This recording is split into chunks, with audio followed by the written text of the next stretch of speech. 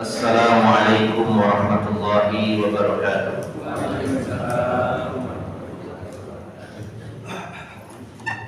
Innal hamdalillah nahmaduhu wa nasta'inuhu wa nastaghfiruh wa na'udzu billahi min shururi anfusina wa min sayyiati a'malina.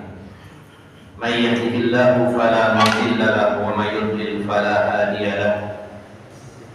Wa ashhadu an la ilaha illallah wahdahu la syarika lahu wa ashhadu anna Muhammadan abduhu wa rasuluhu la nabiyya ba'dahu. Allahumma salli wa sallim wa barik ala nabiyyina Muhammadin wa ala alihi wa sahbihi ajma'in. Ya ayyuhalladzina amanu taqullaha haqqa tuqatih wa la tamutunna illa wa antum muslimun. Ya ayyuhan nasu taqu rabbakum alladzi khalaqakum min nafsin wahidah wa khalaqa minha zawjaha wa batha minhuma rijalan katsiran wa nisaa'a. Wattaqullaha alladzi tasaaluna bihi wal arham innallaha kana 'alaikum raqiba. Ya ayyuhalladzina amanu taqullaha wa qulu qawlan sadida yuslih lakum a'malakum wa yaghfir lakum dhunubakum wa may yuti'illaha wa rasulahu faqad faza fawzan 'azima. Amma ba'd. Fa inna ahsanal kalami kalamullah wa khairal huda huda Muhammadin sallallahu alaihi wasallam wa syarrul umuri muhdatsatuha fa inna kulla muhdatsatin bid'ah wa kulla bid'atin dhalalah wa kulla dhalalatin finnar. Para alim ulama, para ustaz, para sesepuh bini sepuh yang senantiasa saya hormati, bapak-bapak dan ibu-ibu, saudara-saudari jamaah Masjid Al-Ikhlas yang dirahmati Allah Subhanahu wa taala. Alhamdulillah, kita sangat bersyukur pada pagi hari ini pada Allah Subhanahu wa taala diberi kesempatan untuk kembali bersama-sama duduk di dalam majelis ilmu.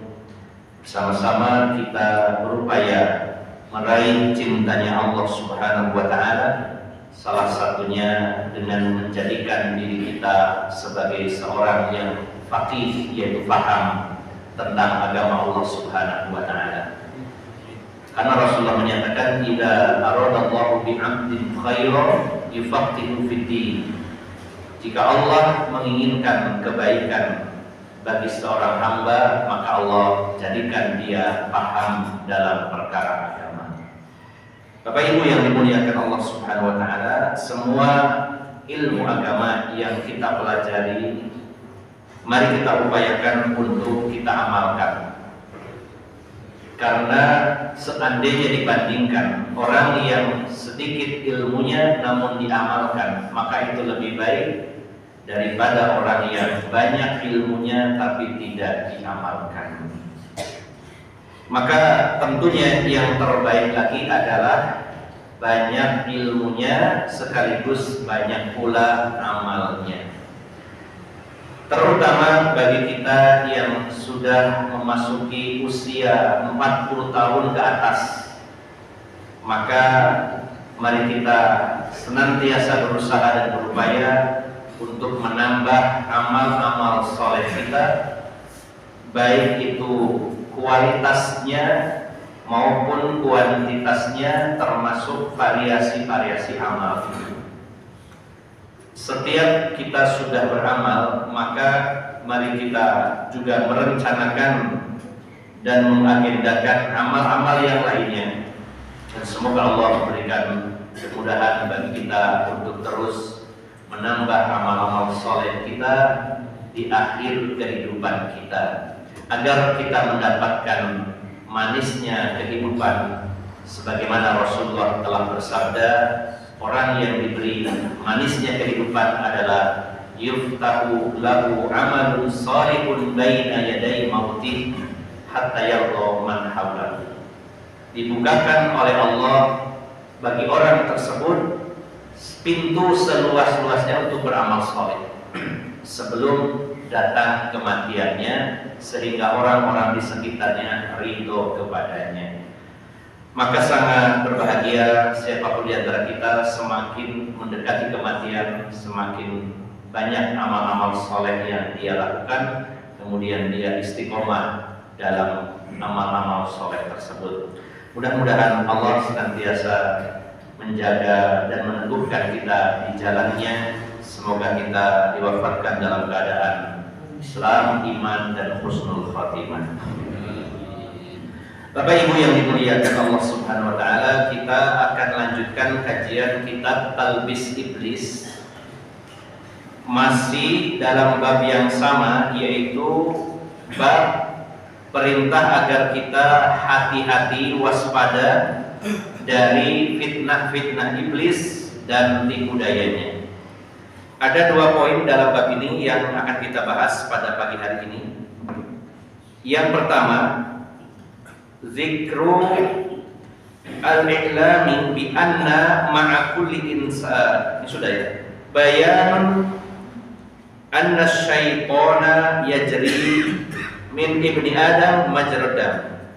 Penjelasan tentang bahwasanya syaitan itu mengalir pada diri Bani Adam, yaitu pada aliran darahnya. Ada sebuah hadis yang diriwayatkan dari salah seorang istri Rasulullah SAW, yaitu Sofiyah bintu Huyai al-Akhtab. Beliau dulunya adalah seorang Yahudi. Ketika peristiwa perang Khaybar, maka Sofiyah ini merupakan salah satu tawanan kaum muslimin. Di zaman dulu ketika terjadi perang, maka selain yang menang itu mendapatkan ghanimah berupa harta, juga biasanya berupa tawanan-tawanan perang, dan itu akan dijadikan budak, bisa dimiliki dan bisa diperjualbelikan waktu itu. Tapi sekarang sudah tidak ada. Nah, sebagian ulama ada yang berpendapat bahwa nantinya di akhir zaman akan ada lagi perbudakan. Ini hanya sebuah pendapat yang bisa benar dan bisa salah, karena berdasarkan hadis-hadis Nabi SAW tentang tanda kiamat, yaitu adanya orang-orang yang menjadi tuan bagi ibunya sendiri. Ada budak perempuan melahirkan tuannya. Maka sebagian ulama menafsirkannya bahwa nanti akan terjadi banyak peperangan, kemudian banyak tawanan perang, dan ada perbudakan kembali. Tapi sebagian ulama menafsirkannya yang dimaksud wanita budak yang melahirkan tuannya adalah banyaknya kedurhakaan anak kepada kedua orang tuanya. Ini hanya pendapat. Namun di masa lampau perbudakan berlaku ketika ada tawanan perang, maka itu bagian dari ghanimah yang akan dibagi-bagi bagi kaum muslimin. Dalam peristiwa perang Khaybar, kaum muslimin mendapatkan ghanimah yang sangat banyak. Selain berupa persenjataan, kendaraan perang, makanan, termasuk juga lahan-lahan subur di daerah Khaybar, dan termasuk juga tawanan-tawanan perang. Awalnya Sofiyah ini diserahkan kepada Dihyah al-Kalbi, salah seorang sahabat Nabi SAW. Dihyah al-Kalbi ini adalah sahabat yang mana fisiknya, wajahnya, badannya ini sering ditiru oleh malaikat Jibril ketika menampakkan diri sebagai manusia. Jadi wajahnya, posturnya mirip seperti Dihyah al-Kalbi. Awalnya diberikan kepada Dihyah al-Kalbi. Kemudian para sahabat yang lain protes. Alangkah baiknya kalau Sofiyah bintu Huyai ini diserahkan kepada Rasulullah sebagai tawanan, sebagai budak. Karena Sofiyah bintu Huyai itu adalah putri dari kepala suku di Khaybar, putri kepala suku, dan juga sudah bersuami. Namun suami dan juga ayahnya terbunuh dalam peristiwa perang Khaybar, sehingga Sofiyah ditawan. Maka akhirnya diserahkan kepada Rasulullah SAW, dan Dihyah al-Kalbi diganti dengan budak yang lain. Maka saat itu Rasulullah menawarkan kepada Sofiyah bintu Huyai. Beliau memberikan 2 pilihan. Wahai Sofiyah, kamu pilih di antara satu. Kamu tetap menjadi seorang Yahudi dan saya jadikan budak, atau kamu masuk Islam dan saya nikahi. Maka Sofia memilih pilihan yang kedua, masuk Islam dan dinikahi Rasulullah Sallallahu Alaihi Wasallam. Apakah tidak ada dendam karena suaminya terbunuh, adik-adiknya terbunuh? Maka Rasulullah itu waktu itu menikahi Sofia itu di perjalanan pulang. Awalnya ketika dinikah Rasulullah tidak mau disentuh, tidak mau didekati. Dan Rasulullah sempat curiga, kenapa tidak mau disentuh? Sudah jadi istrinya Rasulullah. Dan sampai ada seorang sahabat itu menjaga tenda Rasulullah 24 jam, bahkan malam hari tidak tidur. Di dalamnya ada Rasulullah, ada Sofia yang baru saja menikah. Maka sahabat Nabi ini ditegur Rasulullah, kenapa kamu ini semalaman kok nginter di tenda saya terus? Kan saya pengantin baru. Maka sahabat ini mengatakan, ya Rasulullah, istri anda ini kan mantan Yahudi yang ayah dan suaminya kita bunuh. Saya khawatir dengan keselamatan engkau, makanya saya berjaga semalam suntuk. Dan Rasulullah yang mendoakan, memuji sahabat ini. Maka setelah melanjutkan perjalanan, barulah Sofia mengatakan bahwa saya sudah masuk Islam, sudah menjadi istri anda. Dan kenapa saya tidak mau disentuh? Karena saya merasa masih berada dekat dengan kampung Yahudi yang tidak aman. Jadi di situ intinya Sofia tidak ada sama sekali pikiran jahat kepada Rasulullah Sallallahu Alaihi Wasallam. Bahkan dalam perjalanan pulang, ya, di dalam satu kendaraan dengan Rasulullah Sallallahu Alaihi Wasallam, dan memang di hari-hari sebelumnya Sofia ini pernah bermimpi dan berharap masuk Islam. Maka ketika terjadi penyerangan kaum muslimin, dengan mudah beliau masuk Islam. Nah, singkatnya adalah Sofia ini adalah pulang bersama Rasulullah SAW. Jadi Rasulullah berangkat tanpa istri dan pulang membawa istri yang baru. Ya. Apakah perlu ditiru? Ya kalau berani. Kalau tidak berani jangan main-main. Ya.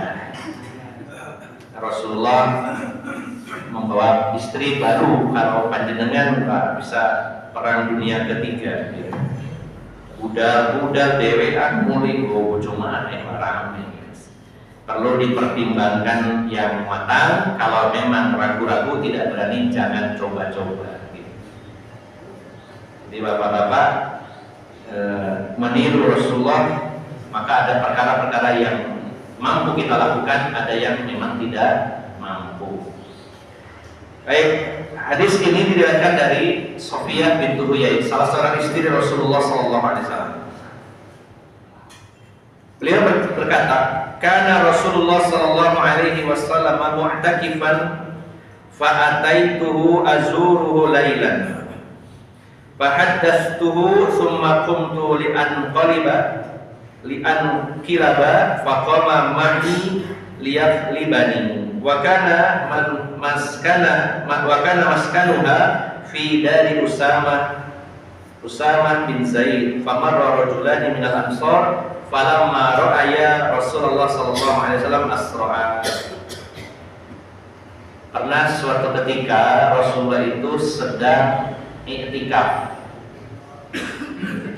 di dalam masjid, berdiam diri di masjid dalam waktu tertentu dalam rangka ibadah. Lalu Sofia, karena beliau adalah istri Rasulullah SAW, maka mengunjungi Rasulullah ketika i'tikaf, mendatangi masjid, bertemu dengan suaminya yaitu Rasulullah SAW, ngobrol sebentar. Kemudian setelah selesai, ketika akan pulang itu diantar oleh Rasulullah SAW.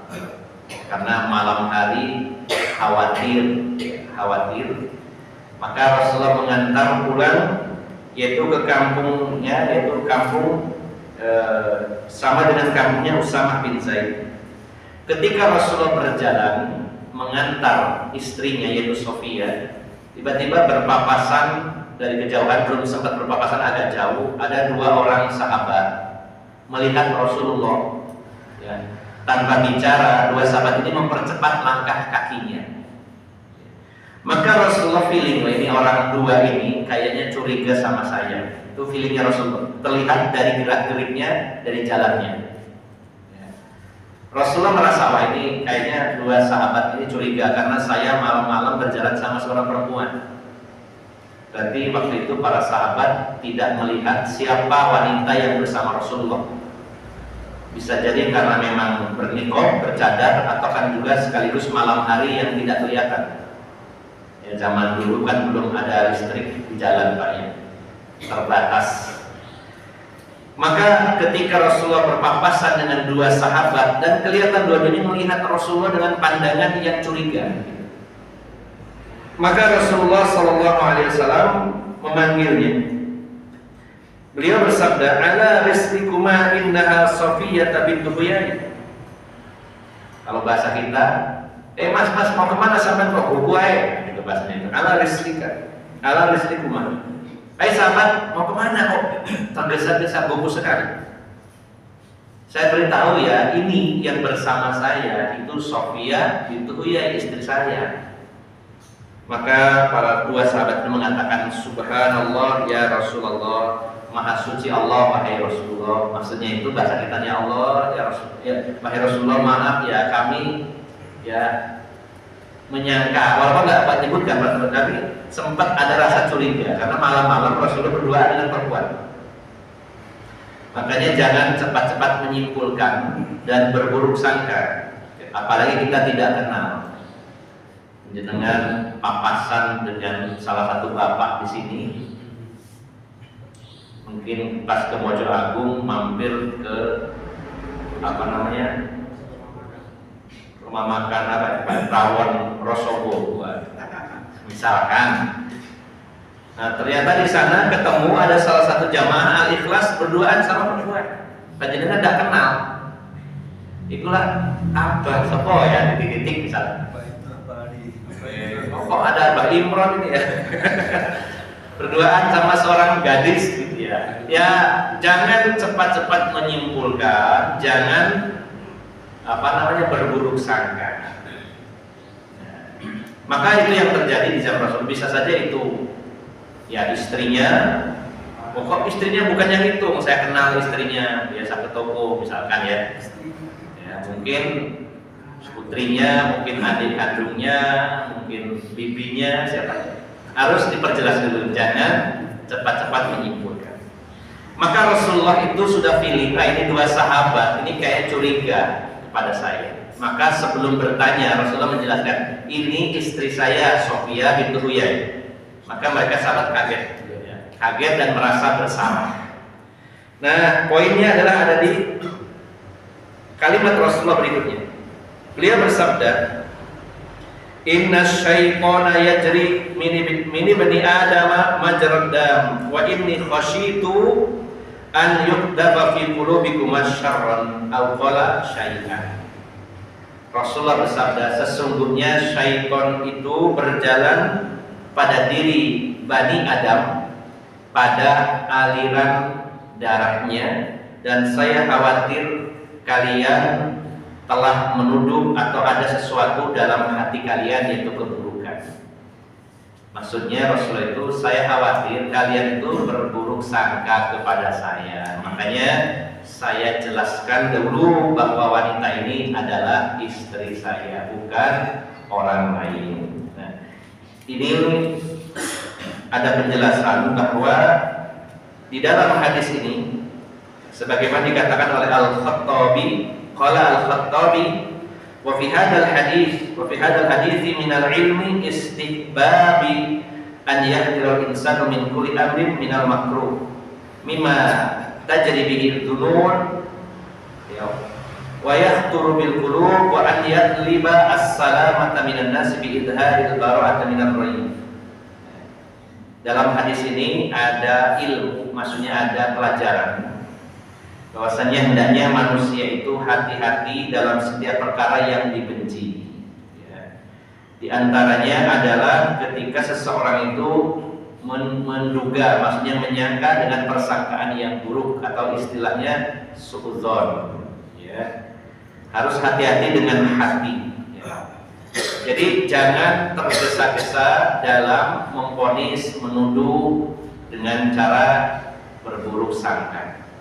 Dan Bapak Ibu jamaah sekalian yang dimuliakan Allah Subhanahu wa taala, berburuk sangka adalah awal dari tajassus.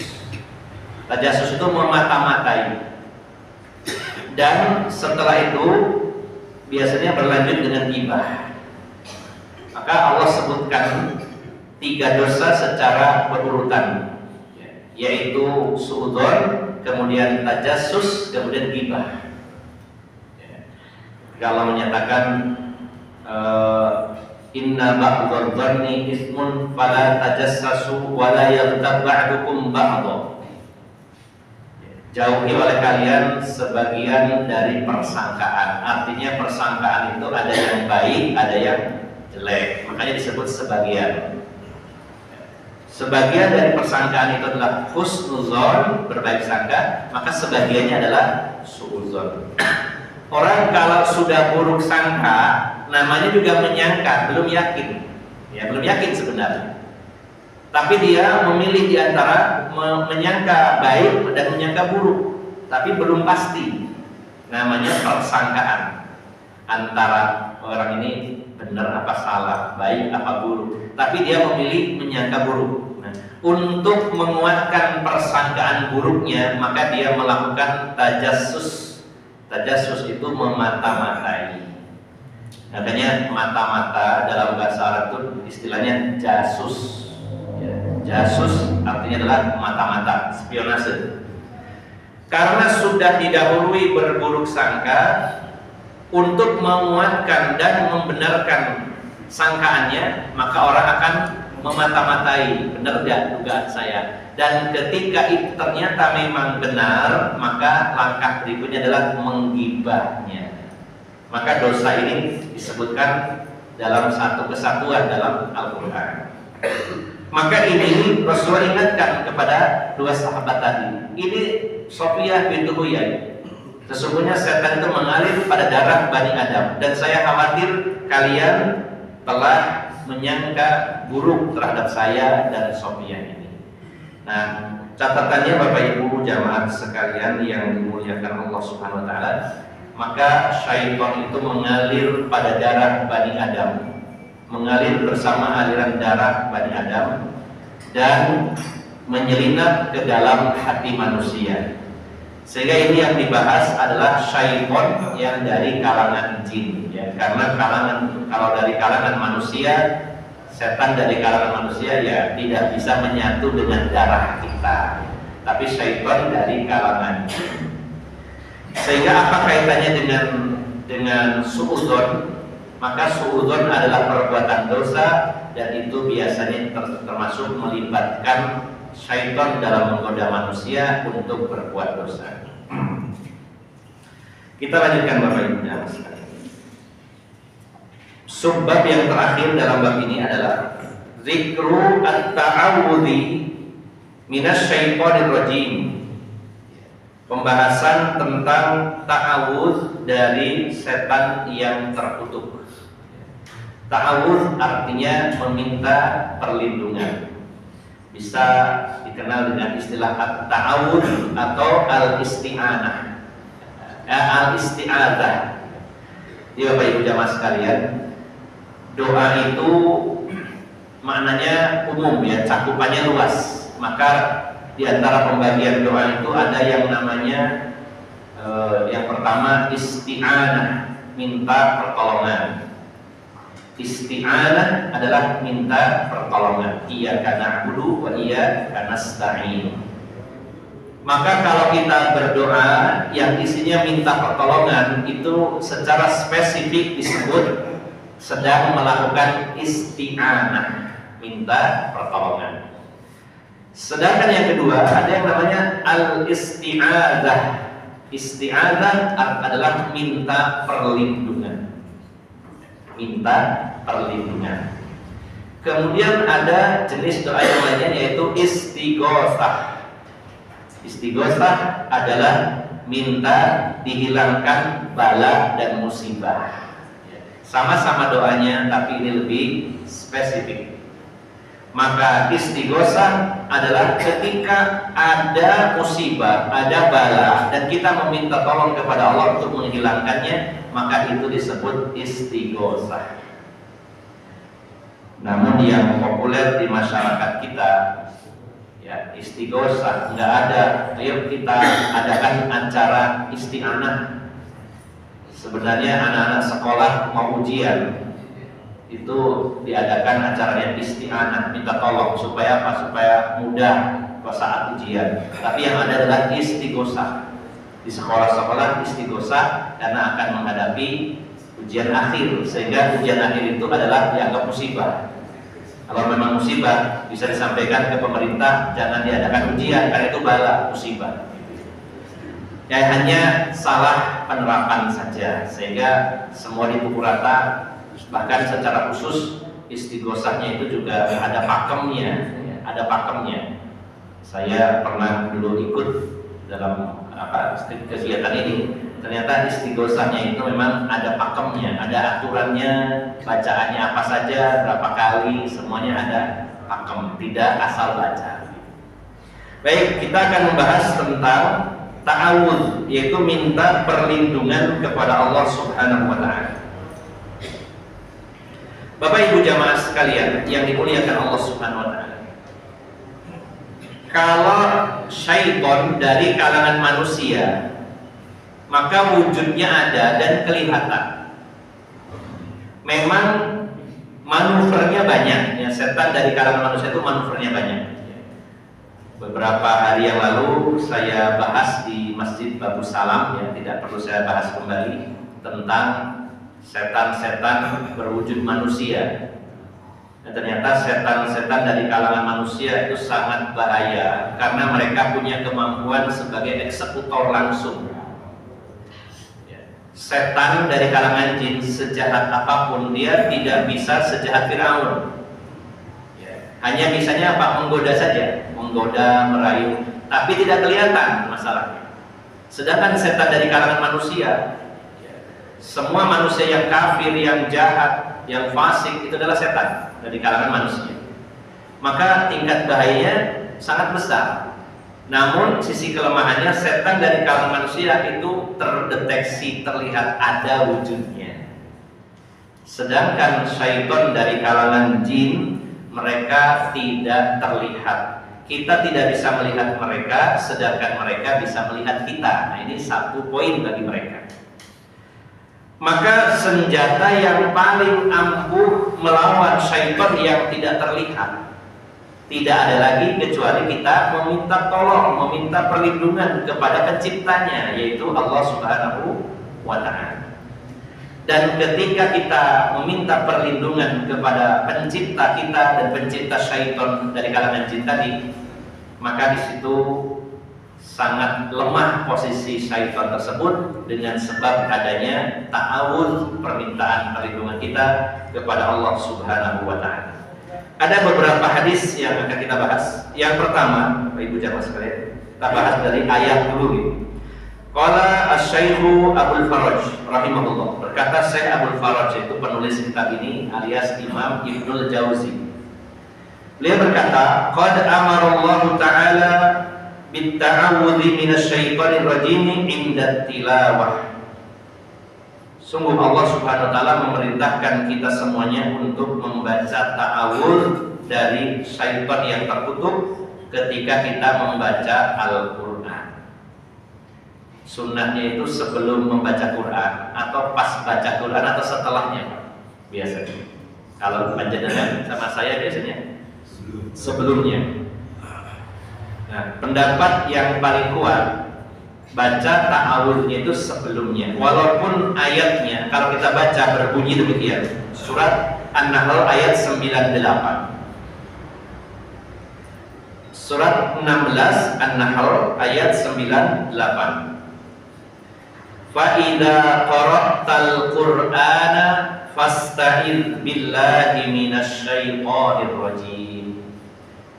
Nah, kalau kita lihat kata kerja dalam ayat ini qara'a, dan di sini qara'ta, kamu membaca, maka kata kerja itu fi'il, dalam bahasa Arabnya fi'il, dan fi'il yang digunakan adalah fi'il madhi. Fi'il madhi itu kata kerja masa lampau, sudah dikerjakan. Sudah dikerjakan. Maka kalau terjemahan bebas atau perkata, faida, maka jika Qara'ta, kamu telah membaca. Nah, kalau secara terjemahan perkataannya, maka qara'ta, kamu sudah membaca Al-Quran, maka mintalah perlindungan kepada Allah dari syaitan yang tertutup. Maka kalau diartikan secara tekstual berdasarkan kaidah bahasa Arab, ini seolah-olah kita baca ta'awudnya setelah baca Al-Quran. Maka ada sebagian ulama juga yang berpendapat baca ta'awudnya kalau sudah selesai. Namun pendapat yang lebih kuat insyaallah membacanya sebelum. Makanya disunnahkan, termasuk sunnahnya sholat. Kalau kita mengkaji kitab fikih tentang sunanus sholat, sunnah-sunnah sholat adalah ta'awud itu sebelum Al-Fatihah, bukan setelahnya. Maka kita praktekkan berdasarkan ayat ini. Allah memerintahkan apabila kamu membaca Al-Quran, maksudnya sebelum membaca Al-Quran, maka bacalah ta'awud. A'udzu billahi minasyaitonir rajim, atau a'udzu billahis samiil alim minasyaitonir rajim, atau bisa lebih lengkap lagi, a'udzu billahis samiil alim minasyaitonir rajim min hamzihi wa nafthihi wa nafthihi. Silakan dipilih yang paling simpel, a'udzu billahi minasyaitonir rajim. Ini perintah Allah dan kalimatnya fasta'idz billah. Maka mintalah perlindungan kepada Allah dari syaitan yang tertutup. Kemudian ini tadi indah tilawah, ketika rangkaian membaca Al-Quran. Wa indas sihr, yaitu ketika minta perlindungan dari sihir atau kalau sudah terkena sihir. Sebelum terkena atau ketika sudah kena sihir. Maka perintah Allah, qul a'udzu birabbil falaq. Katakan, wahai Muhammad, aku berlindung kepada Tuhan yang menguasai waktu subuh, sampai akhir surat. Maka Bapak Ibu jamaah sekalian, dua ayat ini menjadi dalil tentang dianjurkannya kita berta'awudz, meminta perlindungan dari godaan syaitan yang tertutup.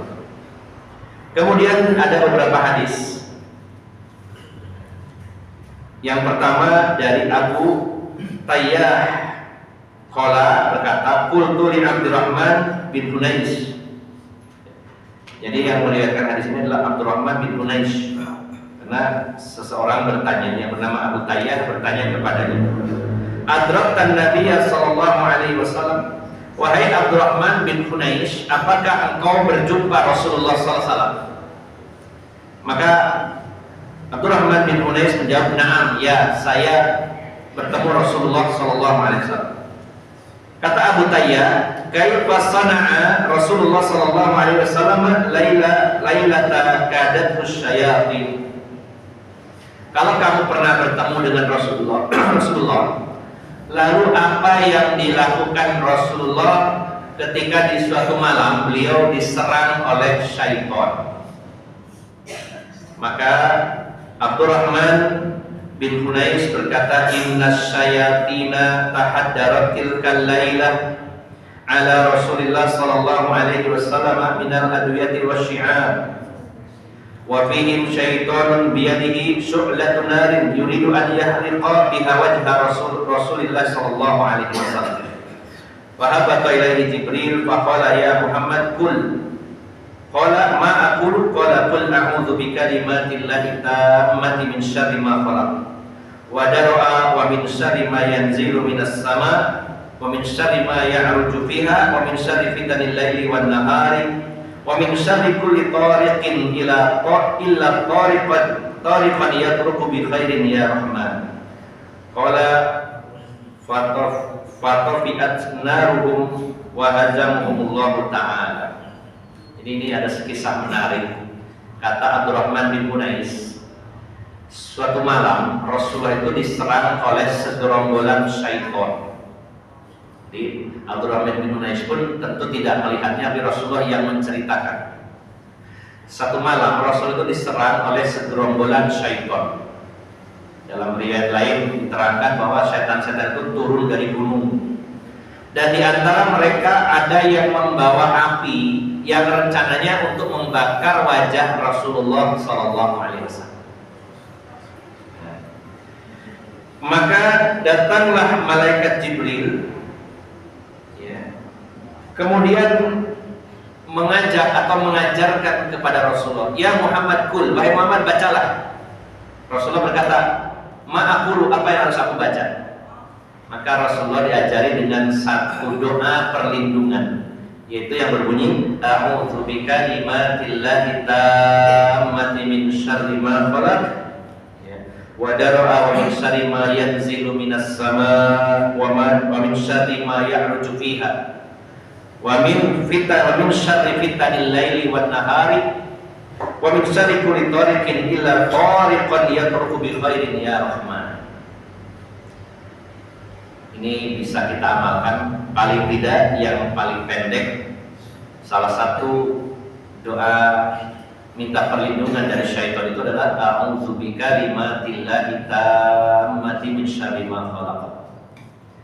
Aku berlindung dengan kalimat-kalimat Allah yang sempurna dari kejahatan makhluknya, baik itu yang turun dari langit atau yang menaik menuju langit, dan juga dari kejahatan, yaitu fitnah malam dan siang, dan dari keburukan setiap jalan kecuali jalan yang menuju kebaikan. Wahai Rahman, ya Allah maksudnya, wahai ya Rahman, wahai Allah yang Maha Pengasih. Jadi Bapak Ibu jamaah sekalian, ketika Rasulullah membaca itu, maka api yang dibawa oleh syaitan itu padam. Kemudian Allah membinasakan mereka dengan sebab bacaan tersebut.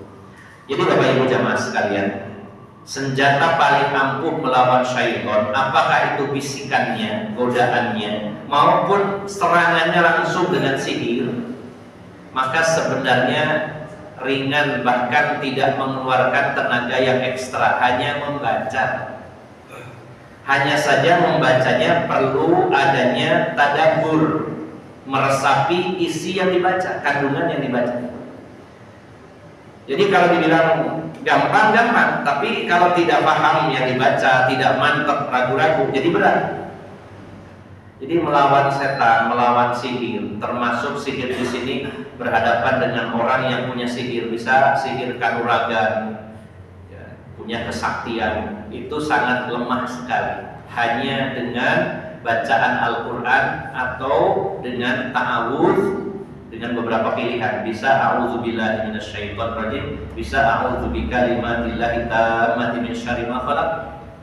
Maka itu sebenarnya sangat lemah, ya, sebagaimana yang terjadi dan menimpa Rasulullah, akan diserang oleh segerombolan syaitan, dibacakan doa tadi, maka langsung apinya padam dan mereka dibinasakan oleh Allah Subhanahu wa ta'ala. Jadi Bapak Ibu jamaah sekalian, kita upayakan untuk menghafal doa-doa perlindungan dari godaan syaitan, baik itu berupa bisikannya, godaannya, maupun berupa serangan, berupa sihir. Baik kita baca saat terkena sihir, tapi alangkah lebih baiknya pencegahan, yaitu sebelum terkena sihir. Termasuk bacaan tersebut disunnahkan oleh Rasulullah SAW saat kita memasuki sebuah tempat, terutama tempat yang dikenal angker, maka yang dianjurkan adalah membaca a'udzu bikalimatillahi tammati min syarri ma khalaq. Bahkan dulu para sahabat, para tabi'in, para ulama membaca doa ini diniatkannya bukan hanya perlindungan dari syaitan saja, bukan dari jin saja, tapi dari seluruh makhluk yang jahat. Karena kalimatnya a'udzu bikalimatillahi tammati min syarri ma khalaq. Aku berlindung dengan kalimat-kalimat Allah yang sempurna dari kejahatan makhluknya. Makhluk di sini bisa jin, bisa manusia, misalkan perampok, bisa binatang buas, binatang berbisa. Ada salah seorang sahabat disengat oleh kalajengking. setelah tersengat dan bengkak, lalu baru sadar, oh iya saya tadi belum berdoa a'udzubika limatillahi tammati min syarri ma khalaq. Jadi Bapak Ibu jamaah sekalian, kalau kita masuk ke hutan, ke pegunungan, ke bangunan kosong, ya, atau tempat-tempat yang dianggap angker, yang dibaca adalah doa tadi, a'udzubika limatillahi tammati min syarri ma khalaq. Jangan malah merendah kepada bangsa jin. Baru saja kemarin saya ketemu orang, ya habis kajian seperti ini, yang namanya juga baru ikut ngaji. Alhamdulillah, baru 2 kali Ustaz saya ikut ngaji ke Al-Hidayah.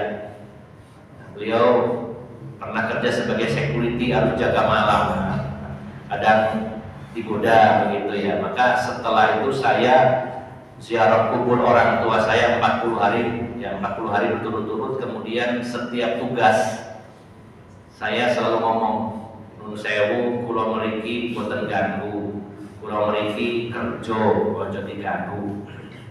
Ini contoh ya, ini umumnya masyarakat kita menganggap bahwa jika terjadi sesuatu, ya ada gangguan, ada penampakan, maka mereka menganggap bahwa kita belum pamit atau belum amin, perlu izin. Sebenarnya sekilas orang memahami ini adalah bentuk sopan santun. Nun sewu itu kan sopan santun, Pak. Tapi kalau itu ditujukan kepada syaitan, kepada jin, itu adalah bentuk merendahkan diri. Kalau di situ ada orang yang sudah sepuh, kita lewat, nun sewu Mbak Amit kulo daerah Lintan, nah itu bagus, orangnya ada. Tapi kalau tidak kelihatan, itu hanya berupa keyakinan yang dia sendiri belum yakin apa benar ada atau tidak, hanya katanya orang. Maka Rasulullah ketika menyatakan sesungguhnya ketika Bani Adam mendatangi satu tempat yang biasanya angker, maka jin-jin itu berlarian, berhamburan, takut dengan Bani Adam. Bayangkan Pak, derajatnya Bani Adam manusia itu ditakuti jin. Kalau kita datang ke satu tempat, di situ ada gerombolan jin, ada manusia, mereka bubar, lari, semburan. Oh, menungsok, bubar. Tapi kata Rasulullah, ketika orang tersebut lalu meminta perlindungan kepada jin dengan bahasa nun sewu Mbah, kulo derek lintang sampun ganggu kulo niki boten niat jahat nanging lintang mawon nggih. Nah, kata Rasulullah, maka jin-jin itu akan dengan senang hati kembali. Tadinya bubar, balik lagi. Wah, ini orang ini berarti takut sama kita, hormat sama kita. Balik-balik, gak usah melayu ki. Maka digoda malah, digoda. Maka anjuran Rasulullah adalah dengan berdoa tadi. Dan juga tidak dianjurkan oleh Rasulullah mentang-mentang katanya Ustaz kita kan mulia, ayo jin sopo sing wani be aku. Nah, enggak usah nantang juga. Tidak disunahkan, dicontohkan oleh Rasulullah. Mentang-mentang merasa mulia, kemudian masuk hutan, masuk bangunan kosong, nantang-nantang. Ayo jin, ya ngumpul rene, ya nek siji loro ketanggungan, undangan kabeh iki. Tidak usah seperti itu Pak, tidak dianjurkan seperti itu. Itu namanya kesombongan. Masuk, kita justru ingat Allah. Kita merasa lemah, tapi Allah Maha Kuat. Nah, kita minta perlindungan kepada Zat yang Maha Kuat. A'udzubika limatillahi tammati min syarri ma khalaq. Aku berlindung dengan kalimat-kalimat Allah yang sempurna dari kejahatan makhluk. Maka kata Rasulullah, Allah akan jaga orang tersebut sampai keluar dari tempat tersebut. Jadi Bapak Ibu jamaah sekalian, orang-orang yang bertauhid, orang-orang beriman itu tidak pernah keder berhadapan dengan setan yang seperti itu. Ya, karena kita punya pembimbing yaitu Allah Subhanahu wa taala dalam Al-Qur'an dan melalui ajaran Rasulullah sallallahu alaihi wasallam. Nah, ini diantara bentuk atau contoh ta'awudz, minta perlindungan dengan kalimat a'udzubika limatillahi tammati min syarri ma khalaq. Kemudian berikutnya ini sebuah hadis dari Aisyah radhiyallahu anha, hadis riwayat Imam Ahmad.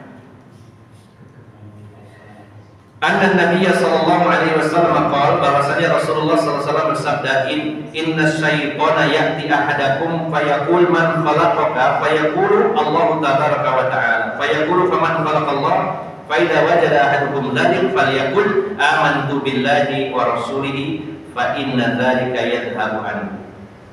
Setan itu kadang datang kepada manusia dan tidak kelihatan, itu menggoda, seolah-olah ada dialog dalam diri kita yang sebenarnya itu adalah syaitan. Setan ini nanya kepada kita, siapa yang menciptakan kamu? Kita jawab, Allah. Ini dialog di antara batin kita. Kamu diciptakan siapa? Allah. Lalu yang menciptakan Allah siapa? Nah, maka kalau ada orang yang merasakan dalam dirinya pertanyaan seperti itu, maka cukup mengatakan amantu billah wa rasuli, saya beriman kepada Allah dan Rasulnya, maka Allah akan hilangkan gangguan tersebut. Jangan diterus-teruskan, dipikir, tidak disarankan. Siapa yang menciptakan kamu? Allah. Allah diciptakan siapa? Iya ya, kita ciptakan Allah, terus Allah diciptakan siapa? Yang mikir sampai berjam-jam mikir, wah itu bahaya. Sudah cukupkan, itu adalah jebakan syaitan. Cukup dengan mengatakan amantu billahi wa rasuli, aku beriman kepada Allah dan Rasulnya. Berikutnya, kamu bisa tambahkan lagi. Ada salah satu doa yang diajarkan Rasulullah SAW di dalam hadis yang diriwayatkan Imam Bukhari dari Abdullah bin Abbas. Beliau berkata, "Kana Rasulullah sallallahu alaihi wasallam yu'awwidhu al-Hasan wal Husaina fayaqulu u'idhukuma bi kalimatillahi tammah min kulli syaitanin wa hamah wa min kulli 'ainin lamah."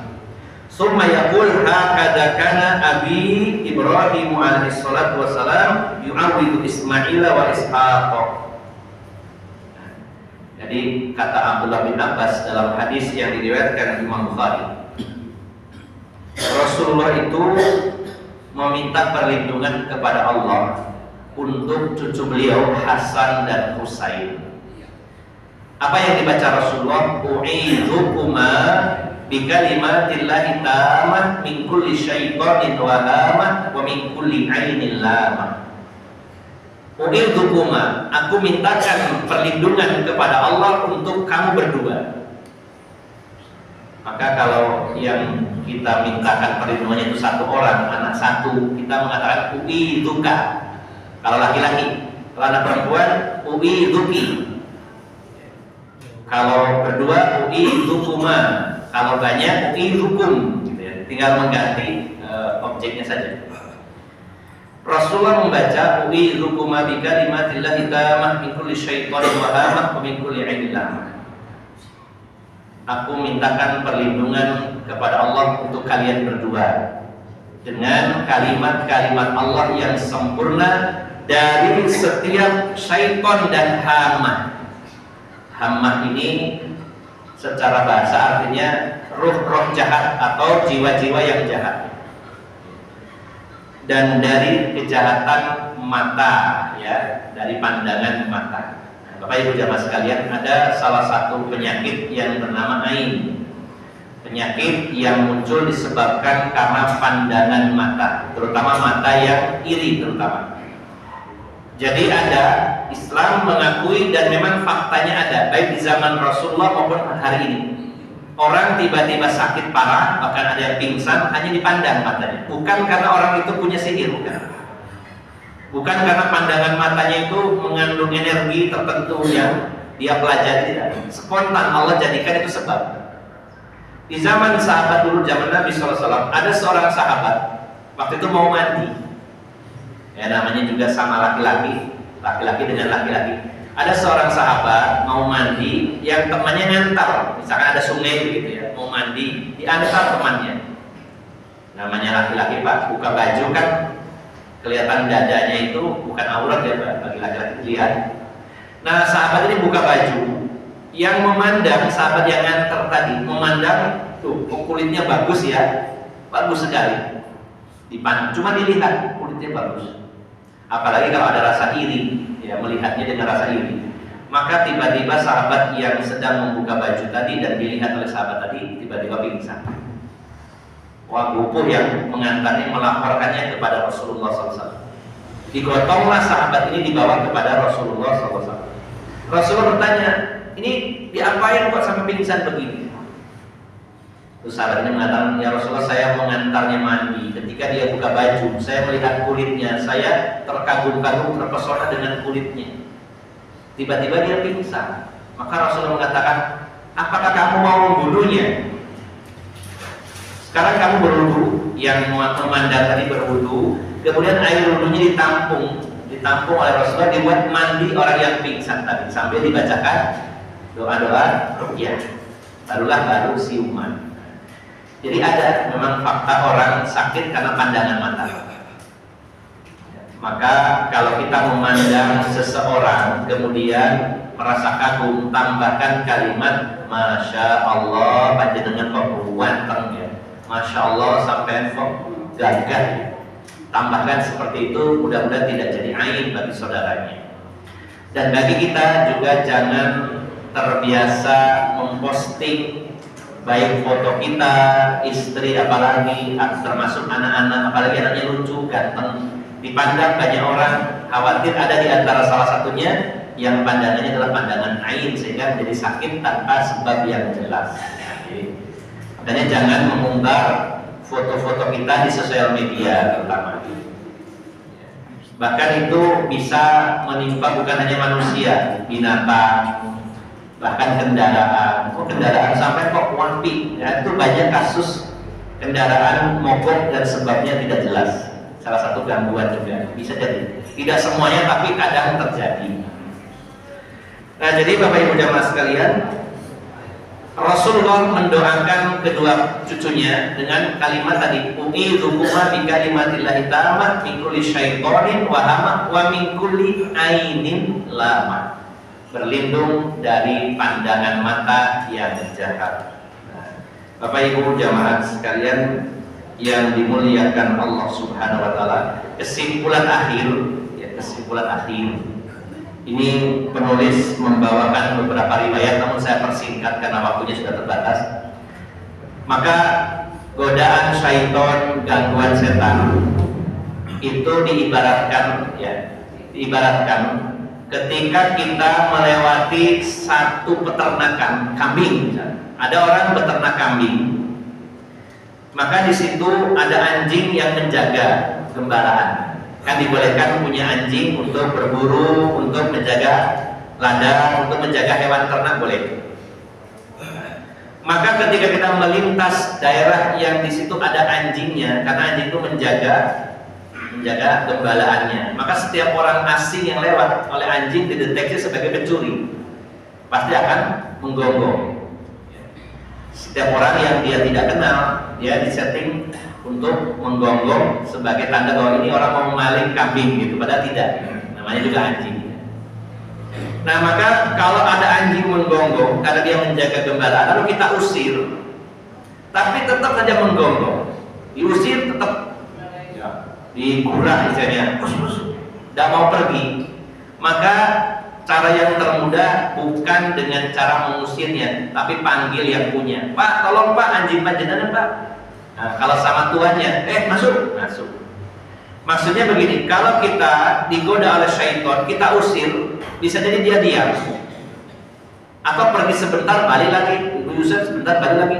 Maka yang terbaik adalah minta tolong kepada tuannya, yaitu Allah Subhanahu wa taala. Ya Allah, setan bolak-balik datang goda saya, lindungilah saya. Kita minta saja sama yang menciptakan dan mengendalikan syaitan, itu Allah Subhanahu wa taala.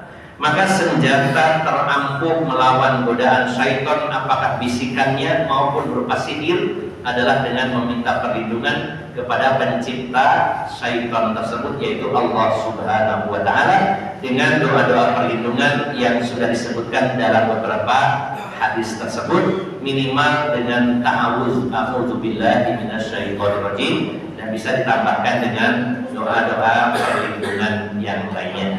Mari kita hafalkan doa-doa tersebut dan kita sering baca Mudah-mudahan kita terlindungi, terjaga dari serangan syaitan, baik berupa tipuan untuk menyesatkan kita maupun berupa sihir. Demikian Bapak Ibu jamaah sekalian, semoga bermanfaat. Mohon maaf atas segala kekurangan. Aku qouli hadza wa astaghfirullah li wa lakum wa akhiru da'wana alhamdulillahirabbil alamin. Subhanakallahumma wa bihamdika asyhadu an la ilaha illa anta astaghfiruka wa atubu ilaik. Wassalamualaikum warahmatullahi wabarakatuh.